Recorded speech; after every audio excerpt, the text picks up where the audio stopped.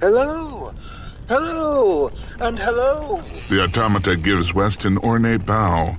Welcome to our fire, my friend, and such comforts as it holds. West returns the bow, but much more shallowly. He looks around the others at the fire and judges them to be little threat at the moment.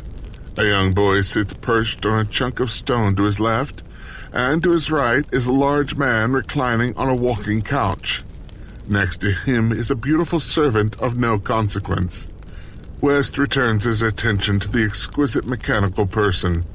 Fortunately, the proper mode of address is easy in this case. It is not always so with constructed creatures, or any folk for that matter. The tall machine is known to prefer a male honorific. Hello to you, Mr. Turpentine. It is an honor to finally make your acquaintance. I have heard much of your exploits down through the years, and it is rare that someone can match their own legend. West hides a sneer. If Mr. Turpentine matched his legend, he would be drenched in still warm blood and the shattered teeth of children. Mr. Turpentine flashes a knowing little smile. He clearly caught the jibe. West is not used to the company of those clever enough to attend his humor, and will have to be more careful. It would not do to make enemies just yet. Turpentine does not seem offended, however. He spreads his long, articulated limbs in a gesture of deference, itself only vaguely mocking. And you as well, the legendary lord. Forgive me, but you go by West just now. I had forgotten. To think I might gain the acquaintance of such a large figure of history. You will forgive me, of course, if I betray my delight overmuch. Please, be welcome. A few of us have gathered, but our circle is not complete, so we may waste some pleasant time in frivolities. Care you for some juice as I make our introductions? There should never be a walker of the Wanderlands who turns away a cup of hospitable juice, especially not in such a dark and forbidding place. The fat man on the walking couch shifts restless. West gets the idea that he is usually the center of the conversation and is unused to being talked around. West then makes a point of giving the others around the fire a longer scrutiny. Advantage must be taken whenever possible.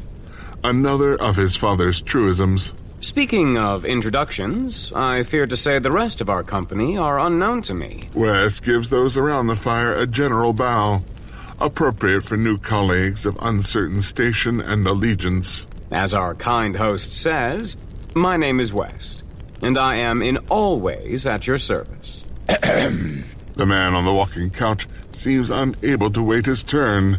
You can call me DL.